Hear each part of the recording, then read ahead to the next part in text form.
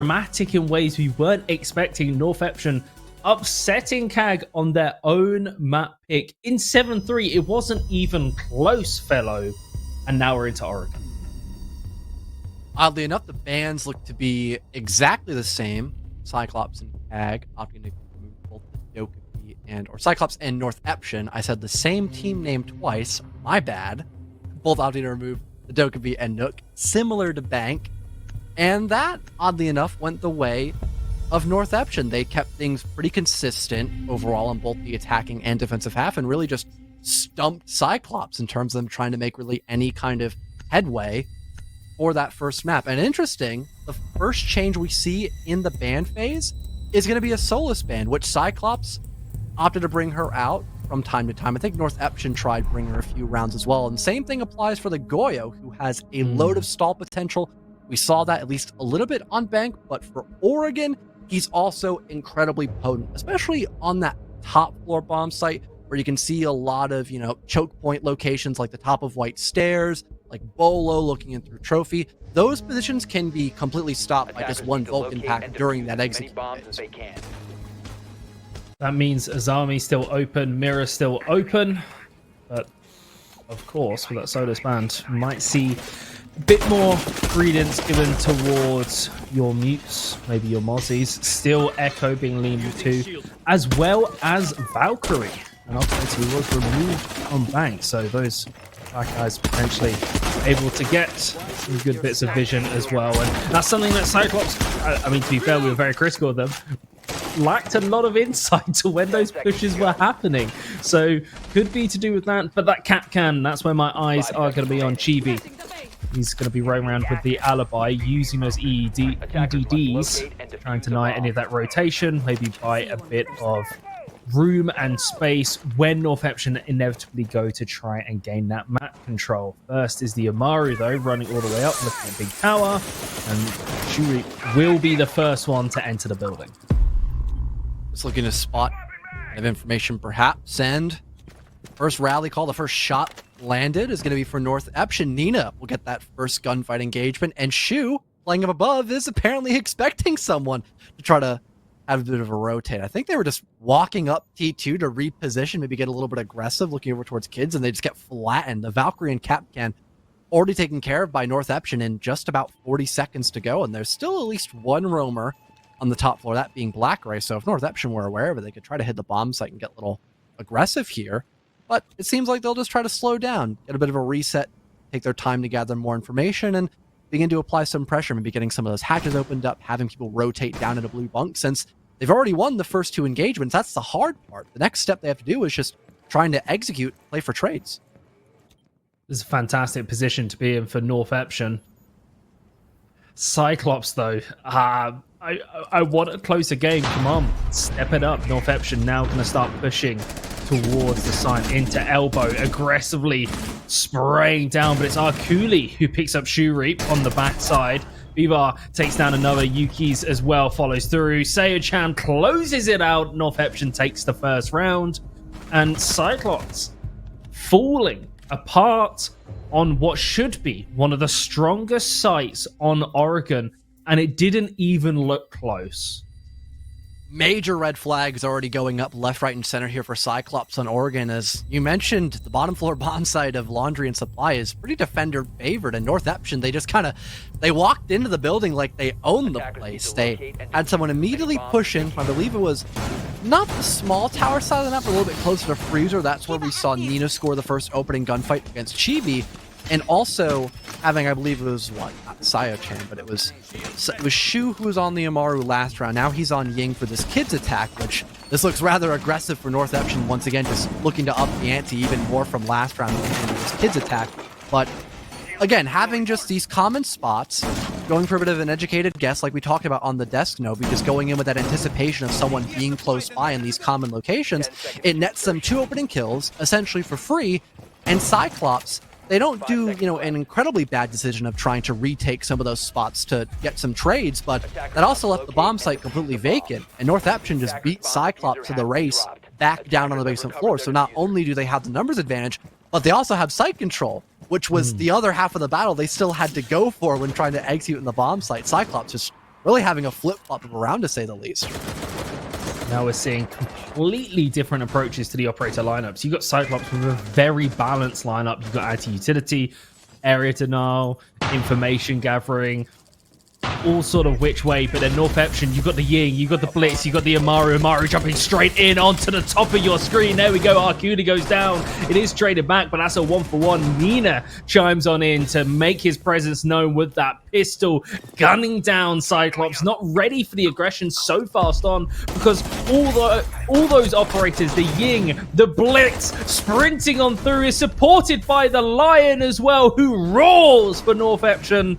And what a brilliant round. This is an El Clasico for Oregon of the rushing in with the Blitz, the Ying, the Lion, and Cyclops collapse under the pressure. That is unbelievably quick. That was blink and you'll miss it, a minute and it's gone. North Epsilon move up to 2-0 on their own map pick. And depending on where we go for round number 3, we might see a repeat of what we had for North Epsilon last round, but it was perfectly coordinated by the attacking side. They figure out which point they want to begin to initiate from. That's with the help of the Omaru. Sayo finds that opening gunfight. And sure, there's a refrag, but that still makes enough space for the rest of the offense, specifically Nina, to get aggressive as the Blitz. It can be so difficult in some positions to actually close that distance and get, in your face of your opponents, to try to go for those flashes and look for those kills with your pistol. Luckily, Nina was able to do exactly that, and it follows a lot of success for North Epsilon, to put it bluntly. It's the honestly simplest way to put it against Cyclops, and they didn't have a lot of utility to keep North Epsilon at bay. Sure, they had a Warden to hard counter the Blitz, but that is just one specific operator that he could counter, and when there's no one else to back you up, I mean, you're a live target for the rest of North Epsilon to just dogpile onto you, which is what happened towards the very end of that round. Now North Epsilon looking to maybe take things a little bit slower, or at least keep things a little more common for this basement floor attack. They've already broke the shield down by elbow, so for Chibi's position, it'll be a little more vulnerable, but so far it's just Shu trying to bring out his Rotero drones to just destroy utility. No immediate engagement from Blue Bunker just yet. They'll have to wait until the E-Box hatch is opened up and until the rest of this clear begins to unfold. A slower rhythm from North Epsilon. But let's be careful of Arcudi. Going to be spotted out back down, back stairs. But I've got to say, bring that smoke. Classic or elbow, but no mute jammers allows Flores free reign. Look at those Terror drones. Try and clear as much utility as possible. But those proximity alarms, going to reveal that information. But the fact that the Oryx is already backed off means the information is fairly redundant. You know that North Epsilon is going to be pushing through that point. You've already seen the Iana replicator. Not much you can do from that point. Maybe an operator other than Oryx. You can have a roving mute, give them the MP5, let them put the jammers down and then run off site. Gives a bit more credence. But we'll have to see. This is a better round for Cyclops, though. Because North Epsilon have been slightly more hesitant, it has allowed more time to pass, and this puts Cyclops into a more advantageous position, and they carry it through to the rest of the round. I think the big question is, how effective can the flank watch be here to stop Arcoli from popping off? There's the air jab going down by the green hallway. That surely has been noticed by North Epsilon as they still win the first engagement. Another one found by Shu as he's just springing up into the basement floor. I believe he's just inside of highway. Yes, he is. There's a response though by Arcoli up above, and Black Ray finally stops the sprinting Flores from causing more havoc down below, as the rest of North Epsilon are still looking to execute in this now turn 3 versus 3. Nina, she's North Epsilon, ever close to a third round win. Nina's currently on site, right? Just wandered on in. Suzu, where? There we go, on the stairs. Okay, Yuki's goes down. Now it's a 2-on-2, but gets returned by Fever onto Suzu. And Arculi, last one remains, drops the hatch, jumps on down, but gets sprayed through by Nina. North Epsilon, 3 in a row. And Cyclops look worse than they did on Bank. Or if anything, actually, I think that's doing a disservice. It's not that Cyclops looks worse. North Epsilon just look even better than they did on Bank. They're just punishing Cyclops for the smallest mistakes. North Epsilon, notice how little attention there's been put over by the basement floor, how little attention there is over by elbow after that deployable shield has been removed. So for Shureep, he just kind of hops in down below and just starts running amok. He connects 2 separate kills. Now the rest of Cyclops are kind of forced to make a move saying, all right, we have to assess the threat that's down in the basement, but also stop the rest of the offense from pushing off of that. They're put in a really awkward spot of having to focus on multiple floors at the same time. There's info by Northeption because they have an air jab deployed over by Arcoli. So sure, he finds 1 kill, but then he can't cover as much ground in the same time because his position is known, while the rest of Northeption are still pushing into the basement and keeping the trade game pretty consistent as well. So even when they don't have info on specific defenders, after someone dies, they communicate that, and someone just refrags. So it's not even a problem. They still have the main advantage, and they still have site control. Cyclops, just every way they've been looking, it's been nothing but defeat so far by Northeption. And this is the attacking half. They've already won 3 rounds. If we were to see Cyclops go flawless for the next 3, it would be a pretty normal looking first half just from paper. If you were to actually, watch all several rounds, it'd be a little more interesting. But Northeption already winning 3 rounds in a row. I mean, that's all they need. I'm trying to... I keep looking for reasons to explain why. Like, is it an operator lineup difference? Or, what's going on to cause such a disparity in terms of performance? And I can't really come up with anything. It feels like Cyclops is just making mistakes. And like you said, Northeption, very, very strong on punishing them every single time. Nina is there, currently 7-0. We haven't even talked about the fragging at the moment. Everybody's scores look normal, and then you look to Nina on that IQ in the top right of your screen, 7-0, and reverse James Bond right now. He is having an incredible performance so far this game, and Cyclops, they don't have an answer to Shureep when he gets all the way into sight. Never mind Nina, who is having a phenomenal game so far. I believe both a quadra kill and maybe a triple as well to boot here for Nina. We talked about how the rest of Northeption also needs to be consistent around Nina to have this team really thrive against Cyclops. And we're definitely seeing that, not only in map number 1, but also the beginning of map 2 in Oregon, with everyone still holding their weight and doing their job, more specifically, to making that space to allow the rest of their teammates to push in and apply pressure on the bomb site, getting trades when someone gets killed as well, etc. So Northeption, overall, just having a solid match against one of the top teams inside of the Japan League. It's really a bold statement, despite their group stages being a little more on the rocks. And so far, Cyclops are looking to hopefully slow down Northeption for the first time, and it seems forever. Arculi getting rather aggressive by that green hallway, but now he pivots a little bit deeper into kitchen room, maybe expecting more presence over by Freezer, so he'll try to assist Chibi. But for the time being, it's still a lot of passivity by most of Northeption. Attackers drop the diffuser. There's the Lion. And ping's going out. He knows Arculi or someone is around that corner, but both players waiting patiently for the first one to make the move.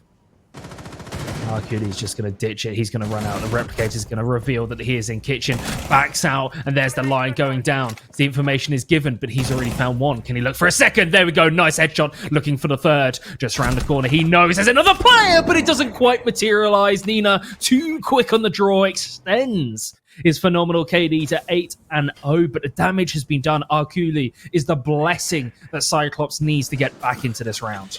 Yeah, solid roam extension by the Legion. The rest of Cyclops can now fall back. 40 seconds left to go, and they still have a good chunk of utility to at least stop the plant from initially erupting. A few toxic babies by Black Ray now brings it down to 1, and a C4 by Chibi, but Northeption as well, now granting themselves Pillar and Freezer control. They've got several options to poke and prod against this defensive side of Cyclops.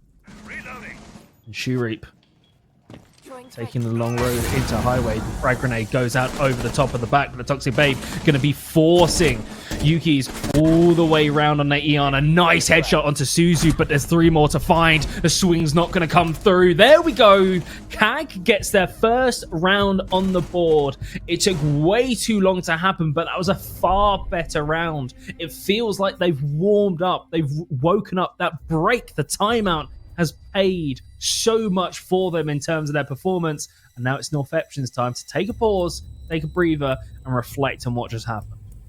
Well, they're looking to bring the pedal to the metal, it seems. Although they had a bit of a rocky start in round number 4, they're looking to just go for a timeout and hope they can kind of move away some of that pizzazz Cyclops are looking to finally get on the second half. And again, we talked about how North Eption already have their default round wins.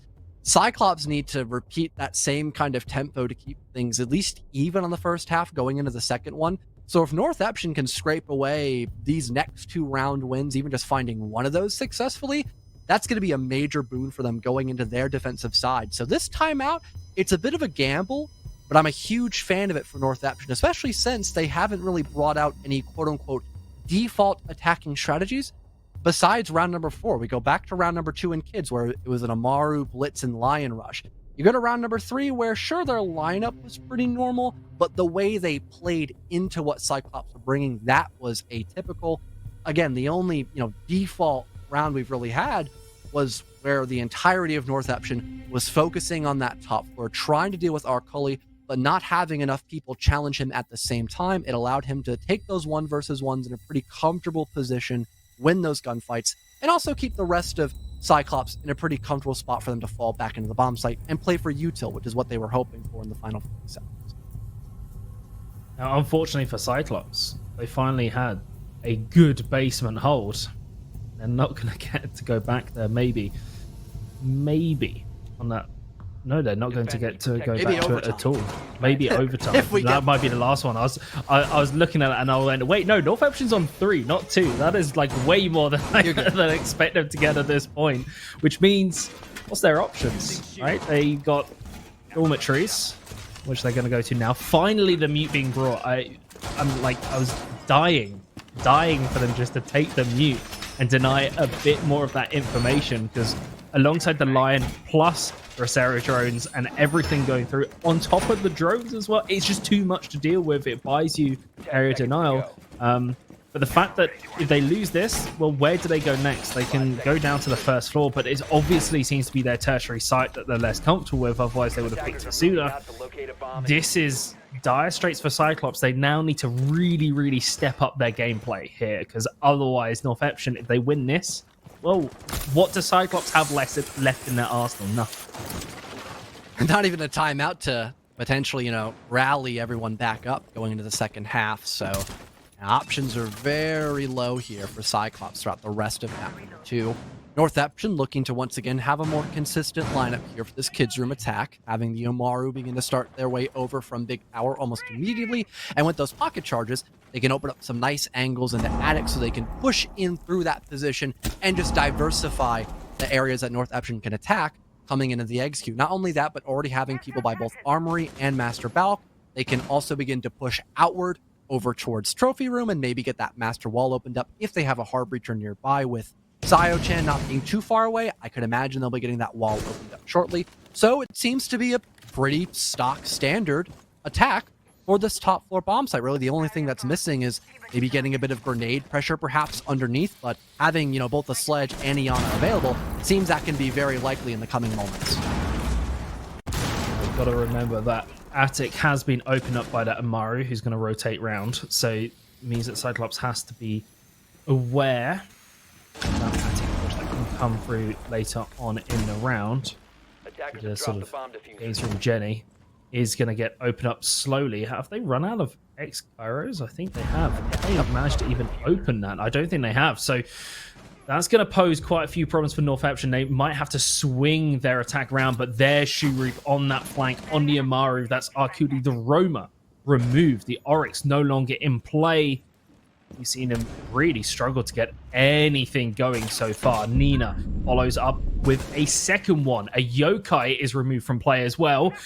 So Chibi going down. That means North Eption have the man advantage. +2 in favor with 50 seconds left. Nina's going to come sprinting around the corner. Suzu goes down as well. This is disastrous for Cyclops. Ripped apart a flawless round. What an incredible play. 4-1. And I said, if CAG loses this round, what do they do?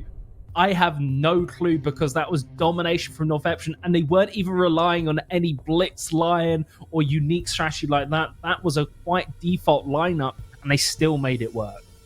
The only issue I really had with North Eption there was obviously they didn't get the wall completely opened up in Master, but you don't even need to do that. Just having an angle there, or a cutoff angle, it makes that execute still very plausible, especially if you have attic control. You get someone to plant by concrete, for example, which is kind of near that attic doorway, so you're also not susceptible to someone, impact grenading or nitrocelling underneath. It still makes that attack completely viable.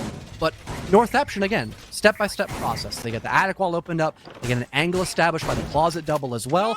Then they start having lurkers begin to play in that first floor. That was Shu. After he got attic control, he just fell off and got a kill underneath. Then someone else takes that position over by attic. I believe it was Nina, who scored several different kills until shut down by Cyclops, and there was somebody there to find a trade. So even that little bit of build-up that Cyclops eventually had, it was pushed out of them the second they had gained it. Really, this first half has been a struggle bus for Cyclops. And it looks like you've got your answer for the bomb site that Cyclops will try to go for. It was Meeting Room that they'll be opting for here in round number 6, with Northeption bringing a fairly similar lineup to try to counter it. I think the only major difference we have is potentially the Capital. I think that's the first we're seeing here for this site selection, and of course the Thermite options. I've just looked at Nina's scoreline again. Let's just touch him once more. He has got 1 death, so Nina, not flawless, but he has got 11 kills in just 5 rounds. Well, now into the 6th as well. So if he can get 1 more, then he's on track for 2 kills per round, which is just incredible. Like, unbelievably dominant. And it's not like the rest of the team aren't doing their job. We've consistently seen Shuru get those opening kills. Sayochan's been doing a good job as well. Yuki's as well, winning their wands. It's just that Nina has been truly unleashed on CAG, and there is nothing so far that they can do about it. They've resorted to their tertiary site, but I don't even know if that's going to make a difference at this point, because it seems they could barely even get basement to work for them. Small tower overtake for Northeption, having a little bit of pressure on both the basement and lobby side of the map as well. So not putting all their eggs in one basket, definitely a solid call. And it's just a full blitz over down by the shower hallway, trying to get as aggressive as they can over by this single doorway, looking into kitchen. Claymore deployed just in case anyone wants to swing aggressively, allowing Feebar and now open up the single panel. And it seems like for the plant, it'll most likely be armed over by this kitchen side of the map, since Feebar has that diffuser. An attempt by Shu will be up through the hatch, but Harkulli's there to deny it swiftly, granting Cyclops the opener, and now no chaos over by security. And there's the firebolts going all the way to the back of the site to try and clear things out. It's a trade even across the board, 2 for 2.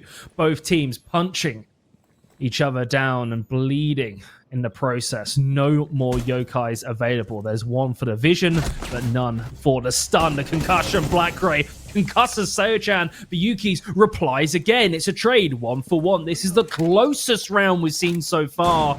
There's still a smoke available, but no Toxic Babe. So he's alive, and now he's the only one who's alive with the shotgun again. A 1 versus 1. Arkuli is all that is left between CAG and a incredibly upsetting half, but it's just going to get worse. Northeption bring it to a 5-on-1. Arkuli's not able to clutch out the round. Northeption looking dominant as they switch to their defensive half.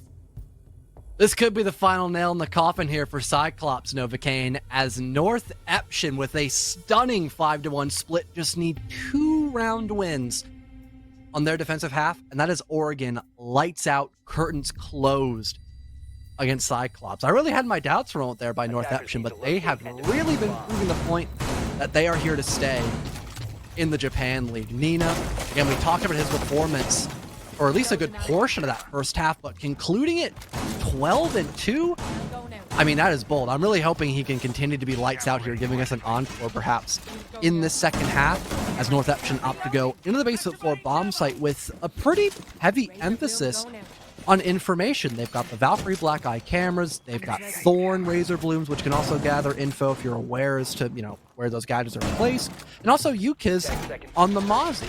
So plenty of different gadgets they can use to figure out when and how Cyclops are looking to attack this basement floor bomb site, but also in the same token, they've got info denial of both the mute jammers and again the Mozzie pass. It's kind of a double-edged sword with that primary gadget, so it could also slow down Cyclops to a pretty substantial degree. Now, this lineup that Northeption bring in, this is, of course, my experience is very much from the European Siege and sort of the meta around Oregon, this is like pitch perfect cut, copy, paste over. This is a lot of what the teams are bringing for this basement site, with the Thorn in the server room, the security room, with the shotgun able to open up the hatch, with the barricade as well, can play around freezer.